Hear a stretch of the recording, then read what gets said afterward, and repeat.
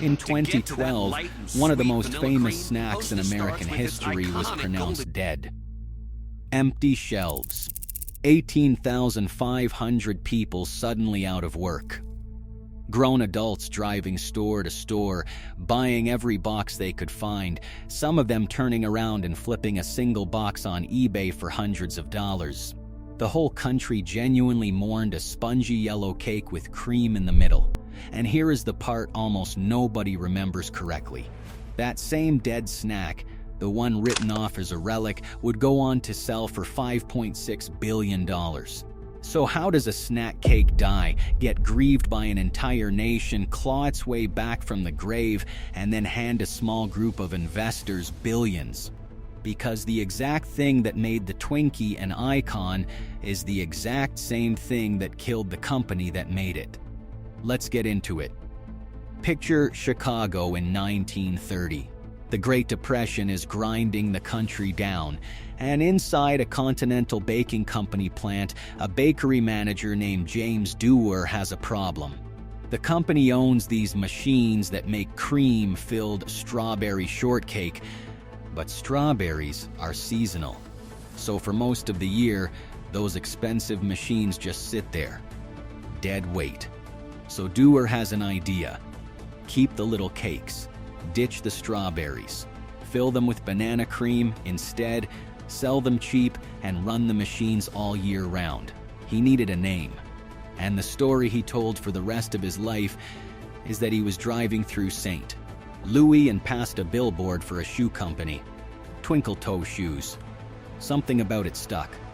He shortened it, tweaked it, and landed on Twinkies. 2 of them cost a nickel. Now think about what that meant in 1930. A country that has nothing, where a nickel actually matters, and here is a sweet little treat a parent can afford without feeling guilty. The Twinkie wasn't a luxury. It was the opposite. It was a small good thing for people who couldn't afford big good things, and they bought them by the truckload. Then the world changed the recipe by accident. When World War II hit, bananas got rationed. The shipping lanes were dangerous, imports dried up, and Continental couldn't reliably get the fruit for the filling. So they made a wartime swap. They dropped the banana cream and put in a vanilla cream instead. It was supposed to be temporary, but people liked the vanilla better. So it stuck. And that pale yellow cake with the plain sweet cream inside, the one you're picturing right now, only exists because of a wartime banana shortage.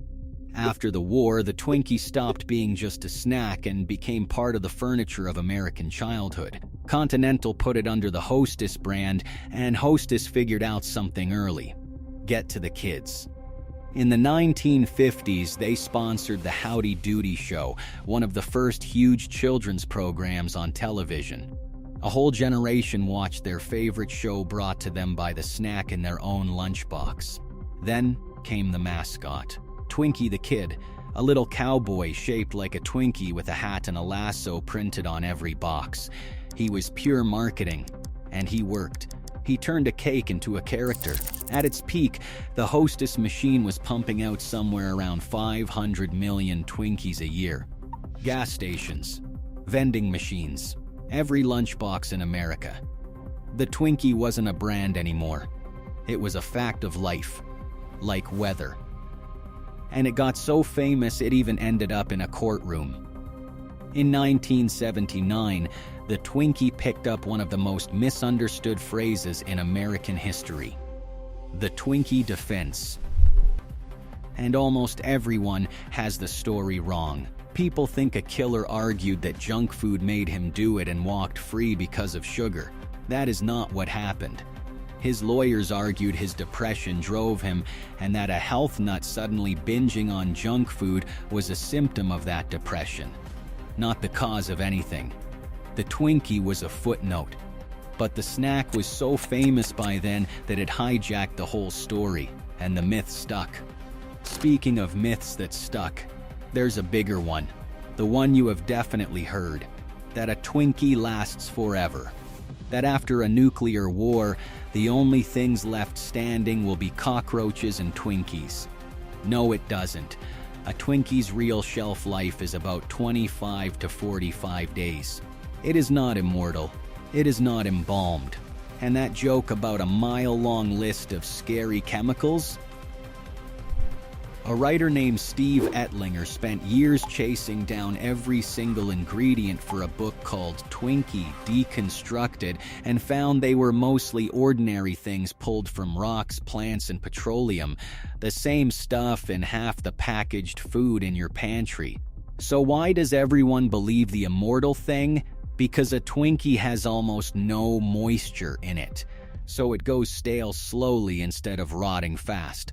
It doesn't live forever, it just refuses to look dead, which honestly turned out to be foreshadowing. Because the snack everyone joked couldn't die was about to do exactly that. Here is where the story stops being cute. For most of the 20th century, the Twinkie itself was fine. Beloved even, the problem was never the cake. The problem was the suits who kept buying and selling the company underneath it. The original owner got passed around like a hot potato, sold to one conglomerate, then to a pet food company, then in 1995 sold again to a company called Interstate Bakeries. Every handoff piled on more debt, and that new owner was carrying a mountain of it. By 2004, Interstate Bakeries filed for bankruptcy. It sat there for years, one of the longest bankruptcies in the food business, before crawling out in 2009 with a new name. Hostess Brands. New name. Same disease. Hostess came out still buried in debt with a pension and benefits load that was frankly enormous. And the whole operation was ancient. Different trucks for different products, rules about which driver was allowed to carry which snack, bakeries nobody had modernized in decades. The Twinkie was selling just fine, the company was bleeding out. So in January of 2012, Hostess filed for bankruptcy again, its second one in 8 years. This time, a turnaround CEO named Gregory Rayburn told the workers the hard version.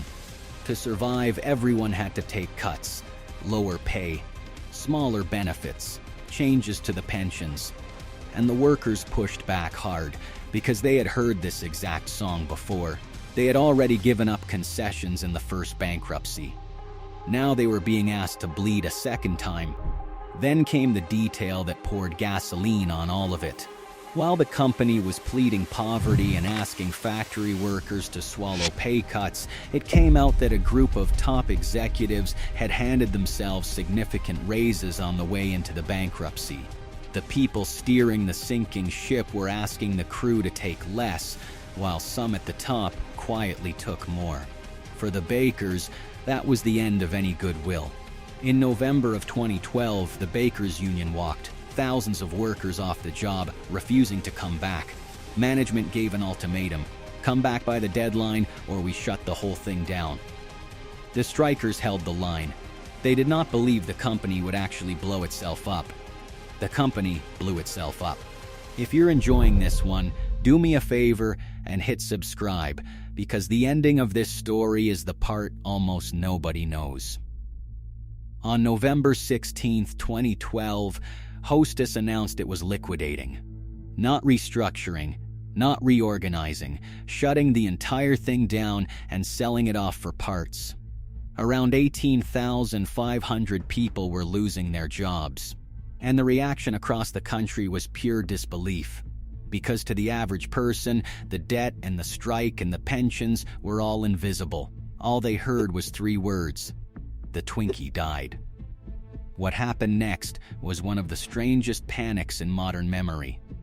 People rushed the stores. Shelves of Twinkies, ding-dongs, ho-hos, and Wonder Bread were stripped bare within hours. Then the reselling started. Boxes that cost a few dollars were listed on eBay for hundreds. Some listings, half as a joke, asked for thousands. People were treating a mass-produced snack cake like a holy relic. Sit with that irony for a second. The Twinkie was worthless enough that the company making it went bankrupt twice, and the second it was gone, the whole country decided it was priceless. That contradiction, cheap to make but impossible to let go of, is the entire reason this story does not end here. Because a dead brand that everyone suddenly wants is not garbage. It's a fortune sitting in the rubble, waiting for someone smart enough to pick it up. And when a company liquidates, the smart money shows up. In early 2013, the Hostess brands went up for auction. 2 players moved in. One was Apollo Global Management, a giant private equity firm. The other was Metropolis & Company, run by a dealmaker named C. Dean Metropolis, a man who had built a whole career buying tired old food brands and squeezing new life out of them. He'd already done it with Chef Boyardee and with Pabst Blue Ribbon. Together, they bought the snack cake business, Twinkie and all, for about $410 million. Remember that number, $410 million. It matters in a minute. And then they did the thing the old company never could. They rebuilt it from the ground up. The Twinkie came back to shelves on July 15, 2013, with a slogan that was almost taunting. The sweetest comeback in the history of ever. The same country that had panic bought the last boxes got its snack back, and all that nostalgia did the advertising for free. But this was not the old company, not even close. The new owners modernized the bakeries and automated everything. Where the old operation needed thousands and thousands of workers, the new one needed a fraction of that. The old union model was mostly gone. Fewer people, more machines, far lower costs. They also changed how the Twinkie reached you. The new ones were built to last much longer on the shelf, with the company able to freeze product and stretch distribution in a way the old creaky delivery network never could. That immortal Twinkie joke finally got a little more true, on purpose, because a longer shelf life meant less waste and more profit. So now you've got a beloved American brand running lean, printing money, and Wall Street noticed. In 2016, the owners took Hostess public again. The dead snack from 2012 was suddenly a public company worth billions on paper. That $410 million bet had turned into a fortune in just a few short years. But the real payoff was still coming. In September of 2023, the food giant J.M. Smucker, the company behind Smucker's Jam and Jif Peanut Butter, announced it was buying Hostess brands. The price was about $5.6 billion, roughly $34.25 a share. The deal closed that November. Now sit with the whole arc for a second. 2 for a nickel in 1930. Bankrupt in 2004. Bankrupt again in 2012. Liquidated, mourned, left for dead. And then, 11 years after being pronounced dead, sold for $5.6 billion. The snack died. The brand made a fortune. And here is the final twist. The one that turns this whole thing into something almost darker than a comeback. After Smucker paid all those billions, the sugary snack market cooled off. Shoppers pulled back, sales softened. And in 2025, Smucker was forced to take enormous write-downs on the Hostess business, basically admitting out loud that it had paid way too much. The hit ran into the billions, with reporting putting it somewhere around $2.9 billion. Which means the pattern never actually broke. It just repeated at a bigger scale. The people who bought the Twinkie cheap, out of the wreckage, made a fortune. The big confident buyer who paid full price for the beloved icon got burned. Same as interstate bakeries got burned. Same as the owners before them. Because the Twinkie was never really worth much as a business. Expensive to make, tangled in debt, impossible to run at a profit for long. Its value was never in the cake. Its value was in the feeling.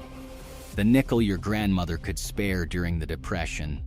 The cartoon cowboy on the box. The one in your lunchbox that meant somebody at home was thinking about you. That feeling is what people were panic buying in 2012. That feeling is what Smucker paid $5.6 billion for in 2023. And you cannot put a steady price on a feeling. People overpay for it, feel foolish, and then somebody else scoops it up cheap and starts the whole cycle over again.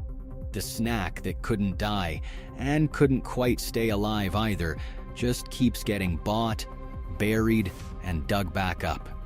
2 for a nickel. Then $5.6 billion. Same little yellow cake the entire time. If you had a Twinkie in your lunchbox growing up, tell me in the comments where you were when you heard the Twinkie died in 2012. And if you want more stories about the brands that shaped how we grew up, the ones that made it, and the ones that didn't, subscribe, and I'll see you in the next one.